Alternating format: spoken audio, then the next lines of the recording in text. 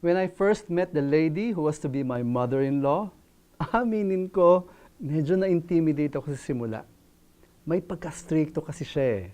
And she was quite protective of her only daughter. But after Nico and I got married, I was able to see the other side of my mother-in-law's personality. She's a very generous person, always willing to give what she could, always willing to sacrifice for the sake of her daughter and her grandchildren.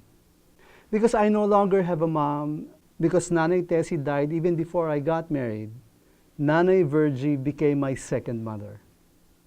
Mothers-in-law often get a raw deal, the way they're portrayed in movies and telenovelas.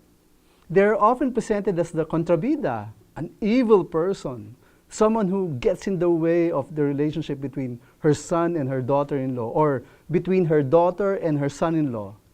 But there are times when the mother-in-law can really be the contrabida, when she intrudes in her children's marriages, or disrespects her son-in-law or daughter-in-law. Nakikialam siya sa buhay ng kanyang mga anak, at minsan nagiging dahilan ng paghihiwalay ng mag-asawa. But daughters-in-law and mothers-in-law don't have to be in conflict with each other. Sons-in-law and mothers-in-law don't have to be at odds with each other. With mutual respect and acceptance, filial love between in-laws may take root and grow. There's a beautiful account in the Old Testament of a very close relationship between a young widow and her mother-in-law. This story is told in the book of Ruth.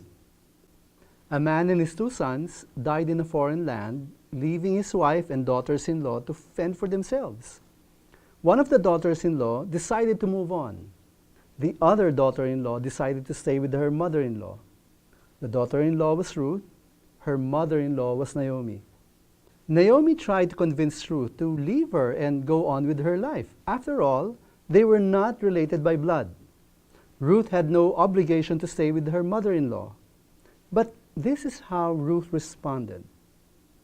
Do not urge me to leave you or to return from following you.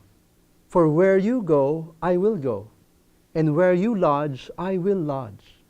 Your people shall be my people, and your God, my God. If you're married, you surely have a mother-in-law.